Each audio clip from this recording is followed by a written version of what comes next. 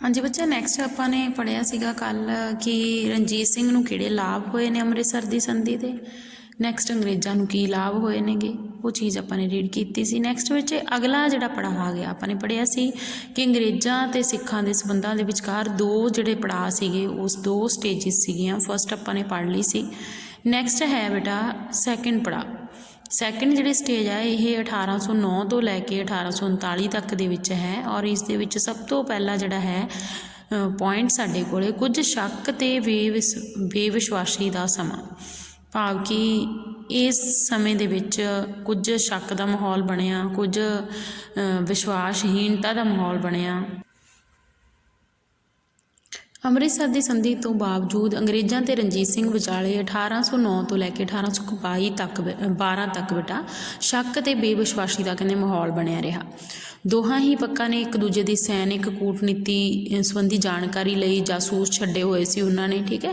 वो अपने अपने सरकारां नूं एक दूजे प्रति वधा चढ़ा के सूचनावां भी दिंदे सीगे। अंग्रेज़ों ने स्थिति के नाल नजिठण लई भाव उसदी हल करन दे लई लुधियाणे विच शक्तिशाली सैनिक जिहड़ी छाउणी सी, भाव कि उन्होंने अपनी सैना जिहड़ी है वो रखनी शुरू करती।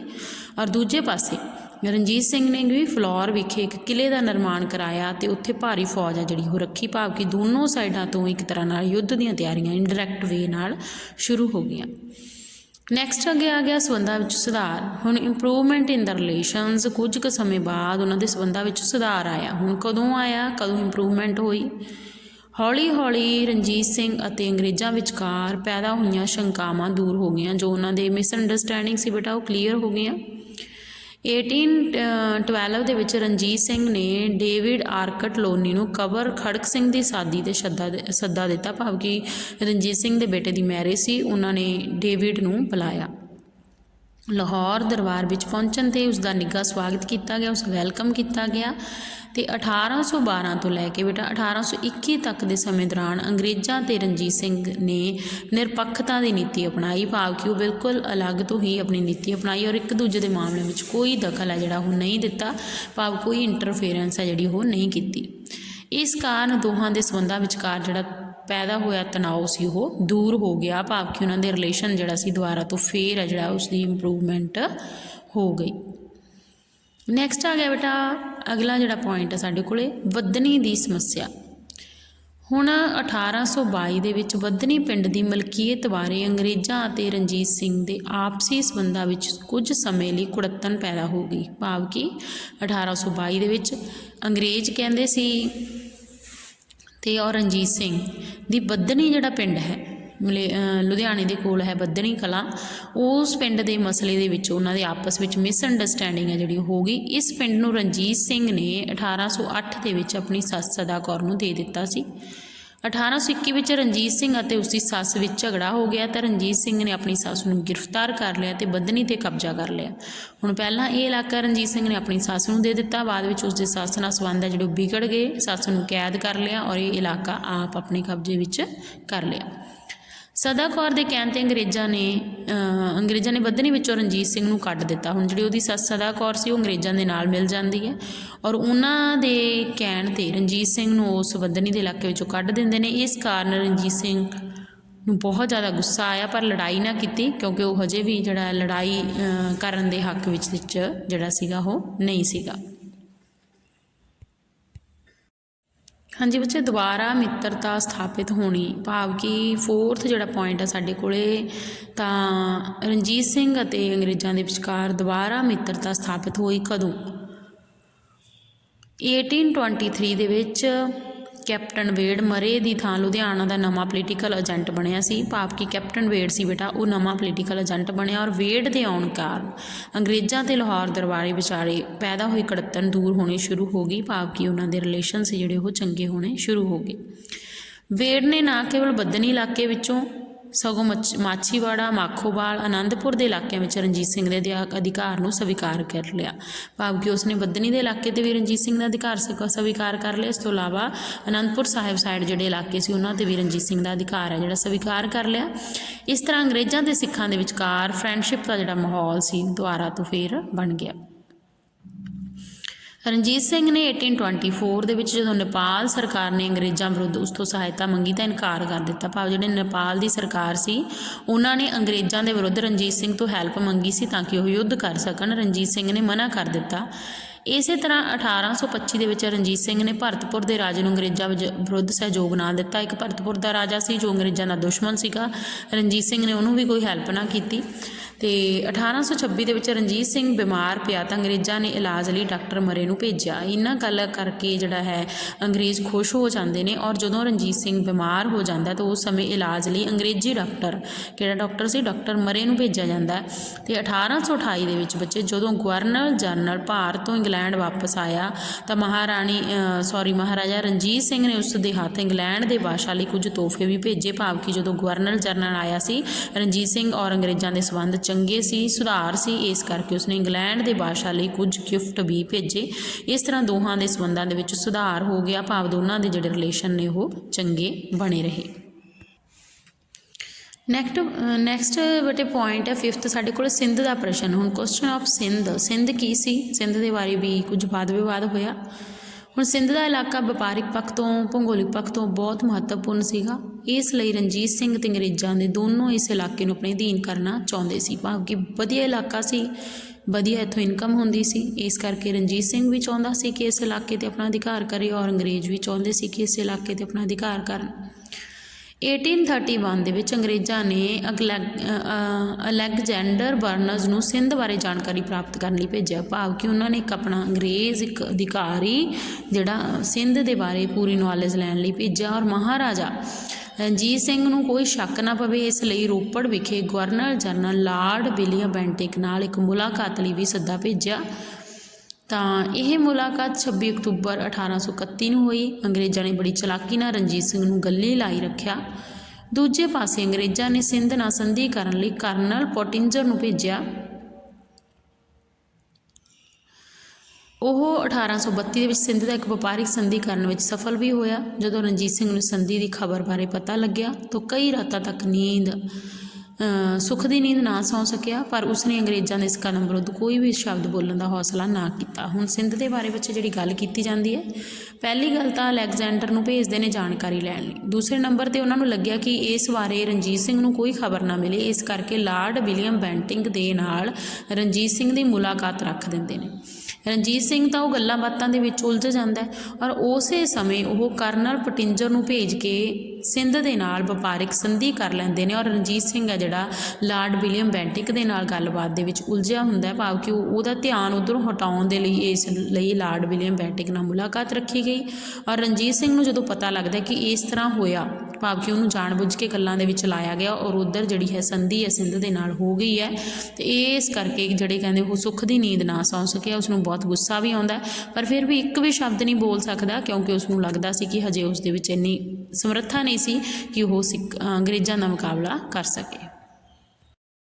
ਨੈਕਸਟ ਪੁਆਇੰਟ ਹੈ ਬੇਟਾ ਆਪਣੇ ਕੋਲ 6th ਪੁਆਇੰਟ ਹੈ ਸ਼ਿਕਾਰਪੁਰ ਦਾ ਪ੍ਰਸ਼ਨ। ਹੁਣ ਸ਼ਿਕਾਰਪੁਰ ਦੇ ਪ੍ਰਸ਼ਨ ਬਾਰੇ ਰਣਜੀਤ ਸਿੰਘ ਅਤੇ ਅੰਗਰੇਜ਼ਾਂ ਵਿਚਾਲੇ ਆਪਸੀ ਪਾੜਾ ਹੋਰ ਵੱਧ ਗਿਆ। ਭਾਵ ਉਹਨਾਂ ਦੇ ਰਿਲੇਸ਼ਨ ਹੈ ਜਿਹੜੇ ਉਹ ਚੰਗੇ ਨਾ ਰਹੇ। ਸ਼ਿਕਾਰਪੁਰ ਦੇ ਇਲਾਕੇ ਵੀ ਵਪਾਰਿਕ ਪੱਖ ਤੋਂ, ਭੂਗੋਲਿਕ ਪੱਖ ਤੋਂ ਬਹੁਤ ਮਹੱਤਵ ਸੀ। ਔਰ 1836 ਦੇ ਵਿੱਚ ਮਜਾਰਿਸ ਨਾਂ ਦੇ ਕਬੀਲੇ ਨੇ ਰਣਜੀਤ ਸਿੰਘ ਦੇ ਸੀਮਾਵਰਤੀ ਪ੍ਰਾਂਤ 'ਤੇ ਹਮਲਾ ਕਰ ਦਿੱਤਾ। ਤਾਂ ਰਣਜੀਤ ਸਿੰਘ ਨੇ ਨਾ ਕੇਵਲ ਉਸ ਨੂੰ ਹਰਾਇਆ ਸਗੋਂ ਸ਼ਿਕਾਰਪੁਰ 'ਤੇ ਵੀ ਕਬਜ਼ਾ ਕਰ ਲਿਆ। ਉਸ ਸਮੇਂ ਵੇੜ ਅਧੀਨ ਅੰਗਰੇਜ਼ ਫੌਜ ਵੀ ਉੱਥੇ ਪਹੁੰਚ ਗਈ। ਉਸਨੇ ਰਣਜੀਤ ਸਿੰਘ ਨੂੰ ਸ਼ਿਕਾਰਪੁਰ ਖਾਲੀ ਕਰਨ ਲਈ ਕਿਹਾ। ਮਜਬੂਰ ਹੋ ਕੇ ਰਣਜੀਤ ਸਿੰਘ ਨੂੰ ਇੱਥੋਂ ਪਿੱਛੇ ਹਟਣਾ ਪਿਆ ਔਰ ਅੰਗਰੇਜ਼ਾਂ ਨਾਲ ਲੜਾਈ ਨਹੀਂ ਕਰਨਾ ਚਾਹੁੰਦਾ ਸੀ। ਹੁਣ ਇੱਥੇ ਆਪਾਂ ਨੇ ਗੱਲ ਕੀਤੀ ਹੈ ਸ਼ਿਕਾਰਪੁਰ ਦਾ ਪ੍ਰਸ਼ਨ। ਸ਼ਿਕਾਰਪੁਰ ਅਤੇ ਦੇ ਪ੍ਰਸ਼ਨ ਬਾਰੇ ਅੰਗਰੇਜ਼ਾਂ ਅਤੇ ਰਣਜੀਤ ਸਿੰਘ ਦੇ ਆਪਸ ਵਿੱਚ ਜਿਹੜਾ ਸੀ ਸੰਬੰਧ ਵਿਗੜਦੇ ਰਹੇ ਸੀ। ਪਰ ਉਸੇ ਸਮੇਂ ਕੀ ਹੈ ਕਿ ਕਬੀਲੇ ਨੇ ਰਣਜੀਤ ਸਿੰਘ 'ਤੇ ਹਮਲਾ ਕਰ ਦਿੱਤਾ ਔਰ ਰਣਜੀਤ ਸਿੰਘ ਨੇ ਉਸ ਨੂੰ ਹਰਾ ਦਿੱਤਾ ਔਰ ਸ਼ਿਕਾਰਪੁਰ 'ਤੇ ਕਬਜ਼ਾ ਕਰ ਲਿਆ। ਪਰ ਅੰਗਰੇਜ਼ ਨਹੀਂ ਸੀ ਚਾਹੁੰਦੇ ਕਿ ਉਹ ਇੱਥੇ ਕਬਜ਼ਾ ਕਰੇ। ਉਹਨਾਂ ਨੇ ਰਣਜੀਤ ਸਿੰਘ ਨੂੰ ਕਿਹਾ ਕਿ ਇਸ ਨੂੰ ਛੱਡ ਦੇ ਇਲਾਕੇ ਨੂੰ। ਰਣਜੀਤ ਸਿੰਘ ਨੂੰ ਬਿਨਾਂ ਲੜਾਈ ਕੀਤੇ ਉਹ ਇਲਾਕਾ ਕੀ ਹੈ ਉਹ ਛੱਡਣਾ ਪੈ ਗਿਆ। ਨੈਕਸਟ ਅੱਗੇ ਆ ਗਿਆ ਬੱਚੇ ਕੁਐਸਚਨ ਆਫ ਫਿਰੋਜ਼ਪੁਰ। ਫਿਰੋਜ਼ਪੁਰ ਦਾ ਪ੍ਰਸ਼ਨ ਹੈ ਹੁਣ। ਅੰਗਰੇਜ਼ ਫਿਰੋਜ਼ਪੁਰ ਵਰਗੇ ਮਹੱਤਵਪੂਰਨ ਸ਼ਹਿਰ ਨੂੰ ਆਪਣੇ ਅਧੀਨ ਕਰਨਾ ਚਾਹੁੰਦੇ ਸੀ। ਇਹ ਸ਼ਹਿਰ ਲਾਹੌਰ ਤੋਂ 40 ਮੀਲ ਦੀ ਵਿੱਥ ਸੀ, ਭਾਵ ਕਿ 40 ਕਿਲੋਮੀਟਰ ਦੂਰ ਸੀ ਲਾਹੌਰ ਤੋਂ। ਹੁਣ ਲਾਹੌਰ ਹੈ ਜਿਹੜਾ ਉਹ ਰਣਜੀਤ ਸਿੰਘ ਦੀ ਰਾਜਧਾਨੀ ਸੀਗਾ, ਸੈਂਟਰ ਸੀਗਾ, ਇਸ ਕਰਕੇ ਸਾਰੀਆਂ ਗਤੀਵਿਧੀਆਂ ਉਸ ਦੇ ਵਿੱਚ ਹੁੰਦੀਆਂ ਸੀ। ਇੱਥੋਂ ਹੀ ਅੰਗਰੇਜ਼ ਰਣਜੀਤ ਸਿੰਘ ਦੇ ਰਾਜ ਦੀਆਂ ਸਰਗਰਮੀਆਂ ਬਾਰੇ ਚੰਗੀ ਜਾਣਕਾਰੀ ਪ੍ਰਾਪਤ ਕਰ ਸਕਦੇ ਸੀ। ਭਾਵ ਉਹ ਰਣਜੀਤ ਸਿੰਘ ਦੇ ਨੇੜੇ ਹੀ ਰਹਿਣਾ ਚਾਹੁੰਦੇ ਸੀ। ਇਸ ਤੋਂ ਇਲਾਵਾ ਪੰਜਾਬ ਨੂੰ ਘੇਰਾ ਪਾਉਣ ਲਈ ਫਿਰੋਜ਼ਪੁਰ 'ਤੇ ਕਬਜ਼ਾ ਕਰਨਾ ਬਹੁਤ ਜ਼ਰੂਰੀ ਸੀ। ਅੰਗਰੇਜ਼ ਭਾਵੇਂ ਫਿਰੋਜ਼ਪੁਰ ਵੱਲ ਕਾਫੀ ਸਮੇਂ ਤੋਂ ਲਲਚਾਈਆਂ ਨਜ਼ਰਾਂ ਨਾਲ ਦੇਖ ਰਹੇ, ਭਾਵ ਲਾਲਚ ਨਾਲ ਦੇਖ ਰਹੇ ਸੀ, ਪਰ ਉਹ ਇਸ 'ਤੇ ਕਬਜ਼ਾ ਕਰਨਾ ਨੂੰ ਮੁਲਤਵੀ ਕਰਦੇ ਆ ਰਹੇ ਸੀ, ਭਾਵ ਜਦੋਂ ਵੀ ਕਬਜ਼ਾ ਕਰਨ ਦੀ ਕੋਸ਼ਿਸ਼ ਕਰਦੇ ਫਿਰ ਉਹ ਦੁਬਾਰਾ ਫੇਰ ਕੈਂਸਲ ਕਰ ਦਿੰਦੇ ਤਾਂ ਜੋ ਰਣਜੀਤ ਸਿੰਘ ਉਹਨਾਂ ਨਾਲ ਨਾਰਾਜ਼ ਨਾ ਹੋ ਜਾਵੇ। ਹੁਣ ਕੀ ਹੈ, ਇਸੇ ਕਾਰਨ ਅੰਗਰੇਜ਼ਾਂ ਨੇ 1835 ਦੇ ਵਿੱਚ ਫਿਰੋਜ਼ਪੁਰ 'ਤੇ ਰਣਜੀਤ ਸਿੰਘ ਦਾ ਅਧਿਕਾਰ ਮੰਨਦੇ ਆਏ ਸੀ। ਹੁਣ ਸਥਿਤੀ ਬਦਲ ਚੁੱਕੀ ਸੀ, ਜਿਹੜੇ ਰਿਲੇਸ਼ਨ ਸੀ ਉਹਨਾਂ ਦੇ ਵਿੱਚ ਵੀ ਚੇਂਜਿਸ ਆਈਆਂ। ਅੰਗਰੇਜ਼ਾਂ ਨੂੰ ਰਣਜੀਤ ਸਿੰਘ ਦੀ ਮਿੱਤਰਤਾ ਦੀ ਹੁਣ ਕੋਈ ਲੋੜ ਨਹੀਂ ਸੀ, ਜਦ ਤੱਕ ਤਾਂ ਲੋੜ ਸੀ ਉਦੋਂ ਤੱਕ ਤਾਂ ਚੁੱਪ ਰਹੇ। ਇਸ ਲਈ 1835 ਦੇ ਵਿੱਚ ਅੰਗਰੇਜ਼ਾਂ ਨੇ ਜ਼ਬਰਦਸਤੀ ਫਿਰੋਜ਼ਪੁਰ 'ਤੇ ਕਬਜ਼ਾ ਕਰ ਲਿਆ। 1838 ਦੇ ਵਿੱਚ ਅੰਗਰੇਜ਼ਾਂ ਨੇ ਇੱਕ ਸ਼ਕਤੀਸ਼ਾਲੀ ਸੈਨਿਕ ਜਿਹੜੀ ਛਾਉਣੀ ਸੀ ਉਸ ਨੂੰ ਬਣਾ ਲਿਆ। ਰਣਜੀਤ ਸਿੰਘ ਨੇ ਅੰਗਰੇਜ਼ਾਂ ਦੁਆਰਾ ਫਿਰੋਜ਼ਪੁਰ 'ਤੇ ਕਬਜ਼ਾ ਕਰਨ ਛਾਉਣੀ ਬਣਾਏ ਜਾਣ ਬਾਰੇ ਬੜਾ ਗੁੱਸਾ ਮਨਾਇਆ, ਪਰ ਅੰਗਰੇਜ਼ਾਂ ਨੇ ਇਸ ਗੱਲ ਦੀ ਕੋਈ ਵੀ ਪਰਵਾਹ ਨਹੀਂ ਕੀਤੀ, ਭਾਵ ਕਿ ਉਹਨਾਂ ਨੇ ਕੁਝ ਨਾ ਸੋਚਿਆ ਅਤੇ ਮਹਾਰਾਜਾ ਨੂੰ ਖਾਲੀ ਗੁੱਸੇ ਦਾ ਘੁੱਟ ਪੀ ਕੇ ਰਹਿਣਾ ਪਿਆ, ਭਾਵ ਕਿ ਮਹਾਰਾਜਾ ਰਣਜੀਤ ਸਿੰਘ ਗੁੱਸਾ ਹੀ ਕਰਦਾ ਰਿਹਾ, ਉਸ ਦੀ ਕੋਈ ਬੱਸ ਨਾ ਚੱਲੀ ਕਿ ਉਹ ਅੰਗਰੇਜ਼ਾਂ ਨੂੰ ਕੁਝ ਕਹਿ ਸਕੇ। ਕਹਿੰਦੇ ਫਿਰੋਜ਼ਪੁਰ ਦੇ ਹੱਥੇ ਚਲੇ ਜਾਣ ਕਾਰਨ ਅਜਿਹਾ ਲੱਗਿਆ ਰਣਜੀਤ ਸਿੰਘ ਦੀ ਕੰਨ ਪੱਟੀ 'ਤੇ ਪਿਸਤੌਲ ਦੀ ਨੋਕ ਕਰ ਦਿੱਤੀ ਹੋਵੇ, ਪਰ ਉਸਦਾ ਨੁਕਸਾਨ ਨੂੰ ਬੇਬਸੀ ਨਾਲ ਸਹਿਣ ਕਰ ਗਿਆ, ਭਾਵ ਜਿਵੇਂ ਉਹਦੇ ਸਿਰ ਦੇ ਉੱਤੇ ਆਪਾਂ ਕਹਿ ਦਈਏ ਤਲਵਾਰ ਲਟਕੀ ਹੋਵੇ ਜਾਂ ਪਿਸਤੌਲ ਰੱਖ ਦਿੱਤੀ ਹੋਵੇ। ਨੈਕਸਟ ਅੱਗੇ ਬੇਟੇ ਤ੍ਰਿਪੱਖੀ ਸੰਧੀ। ਹੁਣ ਤ੍ਰਿਪੱਖੀ ਸੰਧੀ ਕੀ ਹੈ? 1837 ਦੇ ਵਿੱਚ ਰੂਸ ਬੜੀ ਤੇਜ਼ੀ ਨਾਲ ਏਸ਼ੀਆ ਵੱਲ ਵੱਧ ਰਿਹਾ ਸੀ। ਅੰਗਰੇਜ਼ ਇਸ ਨੂੰ ਖਤਰਾ ਪੈਦਾ ਹੋ ਸਕਦਾ ਸੀ, ਕਿਧਰੇ ਰੂਸ ਅਫਗਾਨਿਸਤਾਨ ਦੇ ਰਸਤੇ ਭਾਰਤ 'ਤੇ ਹਮਲਾ ਨਾ ਕਰ ਦੇਵੇ। ਇਸ ਹਮਲੇ ਨੂੰ ਰੋਕਣ ਲਈ ਰਣਜੀਤ ਸਿੰਘ ਅੰਗਰੇਜ਼ਾਂ ਨੇ ਅਫਗਾਨਿਸਤਾਨ ਦੇ ਹਾਕਮ ਦੋਸਤ ਮੁਹੰਮਦ ਖਾਨ ਦੇ ਨਾਲ ਫਰੈਂਡਸ਼ਿਪ ਕਰਨੀ ਚਾਹੀ। ਇਸ ਲਈ ਅੰਗਰੇਜ਼ਾਂ ਨੇ ਕੈਪਟਨ ਅਲੈਗਜ਼ੈਂਡਰ ਨੂੰ ਅਫਗਾਨਿਸਤਾਨ ਭੇਜਿਆ। ਦੋਸਤ ਮੁਹੰਮਦ ਖਾਨ ਨੇ ਅੱਗੇ ਸ਼ਰਤ ਰੱਖੀ ਕਿ ਜੇਕਰ ਰਣਜੀਤ ਸਿੰਘ ਤੋਂ ਪੇਸ਼ਾਵਰ ਦਾ ਇਲਾਕਾ ਉਸ ਨੂੰ ਲੈ ਕੇ ਦੇਣ ਤਾਂ ਸੰਧੀ ਕਰਨ ਲਈ ਤਿਆਰ ਹੈ, ਭਾਵ ਕਿ ਉਹਨਾਂ ਨੂੰ ਆਪਣਾ ਹਿੱਤ ਚਾਹੀਦਾ ਸੀਗਾ। ਇਸ ਲਈ ਉਹਨਾਂ ਨੇ ਅਫਗਾਨਿਸਤਾਨ ਦੇ ਸ਼ਾਸਕ ਨਾਲ ਮਿੱਤਰਤਾ ਕਰਨੀ ਚਾਹੀ, ਪਰ ਉਹ ਅੱਗੋਂ ਹੋਰ ਵੀ ਚਲਾਕ ਸੀਗਾ। ਉਸਨੇ ਕਿਹਾ ਕਿ ਰਣਜੀਤ ਸਿੰਘ ਤੋਂ ਪੇਸ਼ਾਵਰ ਦਾ ਇਲਾਕਾ ਲੈ ਕੇ ਮੈਨੂੰ ਦੇ ਦਿਓ, ਮੈਂ ਤੁਹਾਡੇ ਨਾਲ ਸੰਧੀ ਕਰ ਲਊਂਗਾ। ਪਰ ਇਸ ਸਮੇਂ ਅੰਗਰੇਜ਼ਾਂ ਲਈ ਦੋਸਤ ਮੁਹੰਮਦ ਖਾਨ ਨਾਲੋਂ ਰਣਜੀਤ ਸਿੰਘ ਦੀ ਜਿਹੜੀ ਦੋਸਤੀ ਸੀ ਉਹ ਵੀ ਬਹੁਤ ਮਹੱਤਵਪੂਰਨ ਹੈਗੀ ਸੀਗੀ। ਹੁਣ ਅੰਗਰੇਜ਼ਾਂ ਨੂੰ ਰਣਜੀਤ ਸਿੰਘ ਦੀ ਮਿੱਤਰਤਾ ਦੀ ਬਹੁਤ ਲੋੜ ਸੀ, ਇਸ ਲਈ ਰਣਜੀਤ ਸਿੰਘ ਤੋਂ ਉਹ ਇਲਾਕਾ ਲੈ ਕੇ ਨਹੀਂ ਦੇਣਾ ਚਾਹੁੰਦੇ ਸੀ ਤਾਂ ਕਿ ਰਣਜੀਤ ਸਿੰਘ ਨਾਰਾਜ਼ ਨਾ ਹੋ ਜੇ। ਜਦੋਂ ਦੋਸਤ ਮੁਹੰਮਦ ਖਾਨ ਪੇਸ਼ਾਵਰ ਦੀ ਸ਼ਰਤ ਰੱਖਣ ਲਈ ਤਿਆਰ ਨਹੀਂ ਹੋਇਆ ਤਾਂ ਅੰਗਰੇਜ਼ਾਂ ਨੇ ਅਫਗਾਨਿਸਤਾਨ ਦੇ ਸ਼ਾਸਕ ਸ਼ਾਹ ਸ਼ੁਜਾ ਨਾਲ ਗੱਲਬਾਤ ਸ਼ੁਰੂ ਕਰ ਦਿੱਤੀ। ਉਹ ਕਹਿੰਦੇ ਵੀ ਚਲੋ ਇਹਨੂੰ ਤਾਂ ਰਹਿਣ ਦਿਓ, ਆਪਾਂ ਬਾਦਸ਼ਾਹ ਹੀ ਨਵਾਂ ਬਣਾ ਦਿੰਦੇ ਹਾਂ ਅਫਗਾਨਿਸਤਾਨ ਦਾ। ਇਹ ਫੈਸਲਾ ਕੀਤਾ ਗਿਆ ਕਿ ਦੋਸਤ ਮੁਹੰਮਦ ਖਾਨ ਨੂੰ ਗੱਦੀ ਤੋਂ ਉਤਾਰ ਕੇ ਸ਼ਾਹ ਸ਼ੁਜਾ ਨੂੰ ਅਫਗਾਨਿਸਤਾਨ ਦਾ ਨਵਾਂ ਸ਼ਾਸਕ ਬਣਾਇਆ ਗਿਆ। ਅੰਗਰੇਜ਼ਾਂ ਤੇ ਰਣਜੀਤ ਸਿੰਘ ਨੇ ਇਸ ਸਮਝੌਤੇ ਵਿੱਚ ਸ਼ਾਮਿਲ ਹੋਣ ਲਈ ਵੀ ਕਿਹਾ ਗਿਆ।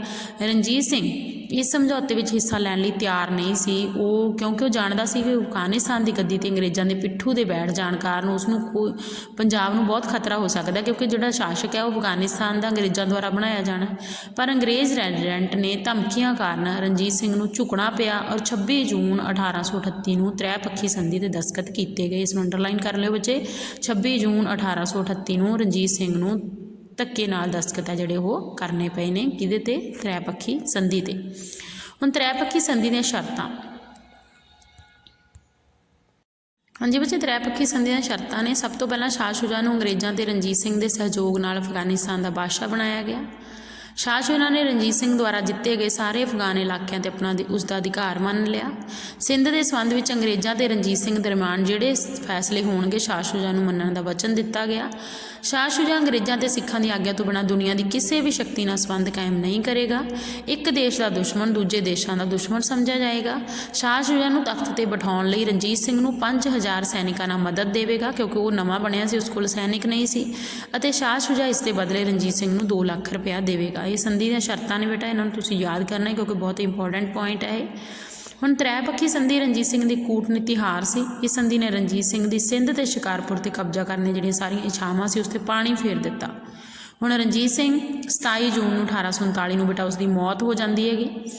ਇਤਿਹਾਸਕਾਰਾਂ ਦਾ ਵਿਚਾਰ ਹੈ ਕਿ ਜੇ ਰਣਜੀਤ ਸਿੰਘ ਅਫਗਾਨਿਸਤਾਨ ਵਿੱਚ ਅੰਗਰੇਜ਼ੀ ਫੌਜਾਂ ਦੀ ਭਾਰੀ ਤਬਾਹੀ ਸਮੇਂ ਜਿਉਂਦਾ ਹੁੰਦਾ ਤਾਂ ਨੇਪਾਲ ਤੇ ਹੋਰ ਅੰਗਰੇਜ਼ੀ ਵਿਰੋਧੀ ਸ਼ਕਤੀਆਂ ਨਾਲ ਮਿਲ ਕੇ ਅੰਗਰੇਜ਼ਾਂ ਹੱਥੋਂ ਆਪਣੇ ਅਪਮਾਨ ਦਾ ਬਦਲਾ ਜ਼ਰੂਰ ਲੈਂਦਾ, ਪਰ ਰਣਜੀਤ ਸਿੰਘ ਇਸ ਬਰਦਾਸ਼ਤ ਨਹੀਂ ਕਰ ਸਕਦਾ। ਇਸ ਕਰਕੇ ਰਣਜੀਤ ਸਿੰਘ ਦੀ ਮੌਤ ਹੈ ਜਿਹੜੀ ਉਹ ਪਹਿਲਾਂ ਹੀ ਹੋ ਜਾਂਦੀ ਹੈ। ਨੈਕਸਟ ਅੱਗੇ ਆ ਗਿਆ ਰਣਜੀਤ ਸਿੰਘ ਦੀ ਅੰਗਰੇਜ਼ਾਂ ਪ੍ਰਤੀ ਪੜਚੋਲ ਦੀ ਨੀਤੀ। ਹੁਣ ਕੁਝ ਕੁ ਕਹਿੰਦੇ ਨੇ ਕਿ ਐਸਟੀਮੇਟ ਲਾਇਆ ਜਾਂਦਾ ਕਿ ਜਿਹੜੀ ਪਾਲਿਸੀ ਸੀ ਗਲਤ ਸੀ ਰਣਜੀਤ ਸਿੰਘ ਨੇ ਜੋ ਵੀ ਅਪਣਾਈ।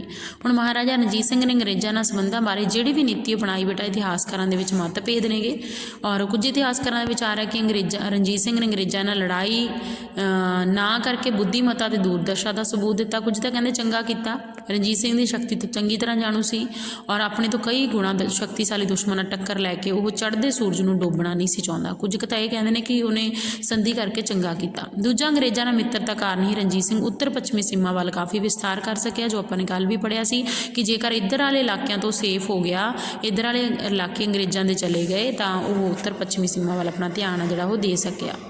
ਔਰ ਦੂਜੇ ਪਾਸੇ ਕੁਝ ਇਤਿਹਾਸਕਾਰ ਰਣਜੀਤ ਸਿੰਘ ਦੇ ਅੰਗਰੇਜ਼ਾਂ ਪ੍ਰਤੀ ਜਿਹੜੀ ਅਪਣਾਈ ਗਈ ਹੈ ਨੀਤੀ, ਉਸ ਦੀ ਆਲੋਚਨਾ ਕਰਦੇ ਨੇ, ਕ੍ਰਿਟਿਸਿਜ਼ਮ ਕਰਦੇ ਨੇ। ਉਹਨਾਂ ਦਾ ਵਿਚਾਰ ਹੈ ਕਿ ਰਣਜੀਤ ਸਿੰਘ ਨੇ 1809 ਤੋਂ ਲੈ ਕੇ ਆਪਣੇ ਜੀਵਨ ਦੇ ਅੰਤ ਤੱਕ ਅੰਗਰੇਜ਼ਾਂ ਅੱਗੇ ਸਦਾ ਝੁਕਣ ਦੀ ਨੀਤੀ ਅਪਣਾਈ। ਤਾਂ 1809 ਵਿੱਚ ਅੰਮ੍ਰਿਤਸਰ ਦੀ ਸੰਧੀ ਰਾਹੀਂ ਅੰਗਰੇਜ਼ਾਂ ਨੇ ਰਣਜੀਤ ਸਿੰਘ ਨੂੰ ਸਤਲੁਜ ਦੇ ਪ੍ਰਦੇਸ਼ਾਂ ਵਿੱਚ ਆਪਣੇ ਫੌਜਾਂ ਕੱਢਣ ਲਈ ਮਜਬੂਰ ਕਰ ਦਿੱਤਾ ਸੀ। ਸਿੰਧ, ਸ਼ਿਕਾਰਪੁਰ, ਫਿਰੋਜ਼ਪੁਰ ਦੇ ਮਾਮਲਿਆਂ ਵਿੱਚ ਰਣਜੀਤ ਸਿੰਘ ਦਾ ਬਹੁਤ ਸਾਰਾ ਅਪਮਾਨ ਹੋਇਆ ਗਿਆ। ਤਿੰਨ ਪੱਖੀ ਸੰਧੀ ਰਣਜੀਤ ਸਿੰਘ ਦੇ ਉੱਪਰ ਜ਼ਬਰਦਸਤੀ ਥੋਪੀ ਗਈ ਸੀਗੀ। ਰਣਜੀਤ ਸਿੰਘ ਨੇ ਸ਼ਬਦ ਸਭ ਲਾਲ ਹੋ ਜਾਵੇਗਾ ਉਸ ਦੀ ਕਾਇਰਤਾ ਦੀ ਗਵਾਹੀ ਭਰਦੇ ਨੇ ਅਤੇ ਇੱਕ ਜਾਬਰ ਅਤੇ ਅਤਿਆਚਾਰੀ ਅੱਗੇ ਸਦਾ ਝੁਕੀ ਜਾਣਾ ਠੀਕ ਜਾਂ ਯੋਗ ਨਹੀਂ ਸਮਝਿਆ ਜਾਂਦਾ ਔਰ ਇਹ ਕਮਜ਼ੋਰੀ ਅਤੇ ਉਸਦੀ ਰਾਸੀ ਭੁੱਲ ਸੀ। ਭਾਵ ਕੁਝ ਕੁ ਇਤਿਹਾਸਕਾਰ ਇਸ ਗੱਲ ਨੂੰ ਸਹੀ ਨਹੀਂ ਮੰਨਦੇ, ਪਰ ਡਾਕਟਰ N.K. ਸਿਨਹਾ ਦੇ ਅਨੁਸਾਰ ਉਸਦੇ ਮਨ ਅੰਦਰ ਵੀ ਸ਼ਾਇਦ ਉਹ ਚਿੰਤਾ ਸੀ ਜਿਹੜੀ ਹਰ ਉਸਰੀਏ ਨੂੰ ਵਿਰਸੇ ਵਿੱਚ ਮਿਲਦੀ ਹੈ। ਆਪਣੇ ਹੱਥਾਂ ਨਾਲ ਉਸਰਾਏ ਸਾਮਰਾਜ ਨੂੰ ਉਸ ਜੰਗ ਦੇ ਖਤਰਿਆਂ ਸਾਹਮਣੇ ਨੰਗਿਆ ਕਰਨ ਨੂੰ ਡਰਦਾ ਸੀ ਅਤੇ ਇਸ ਲਈ ਉਸਨੇ ਕੁਝ ਝੁਕ ਜਾਣ ਦੀ ਨੀਤੀ ਨੂੰ ਅਪਣਾਇਆ। ਭਾਵ ਉਸਨੂੰ ਇਹ ਲੱਗਿਆ ਕਿ ਜਿੰਨਾ ਸਮਾਂ ਉਹ ਝੁਕ ਸਕਦਾ ਉਨੇ ਸਮੇਂ ਲਈ ਉਹ ਜਿਹੜਾ ਰਾਜ ਹੈ ਸੇਫ ਰੱਖ ਸਕਦਾ। ਇਸ ਨਾਲ ਬੱਚੇ ਤੁਹਾਡਾ 18 ਚੈਪਟਰ ਹੈ ਜਿਹੜਾ ਉਹ ਕੰਪਲੀਟ ਹੋ ਜਾਂਦਾ। ਉਹਨੂੰ ਤੁਸੀਂ ਚੰਗੇ ਤਰੀਕੇ ਨਾਲ ਲਰਨ ਕਰਨਾ। ਫਿਰ ਵੀ ਕੋਈ ਪ੍ਰੋਬਲਮ ਹੈ ਤਾਂ ਤੁਸੀਂ ਮੈਨੂੰ ਪੀਰੀਅਡ ਦੇ ਟਾਈਮ ਵਿੱਚ ਫੋਨ ਕਰ ਸਕਦੇ ਹੋ, ਮੈਸੇਜ ਕਰ ਸਕਦੇ ਹੋ, ਆਪਣੇ ਡਾਊਟਸ ਜਿਹੜੇ ਉਹ ਕਲੀਅਰ ਕਰ ਸਕਦੇ ਹੋ। ਓਕੇ ਬੇਟਾ, thank you, have A nice day.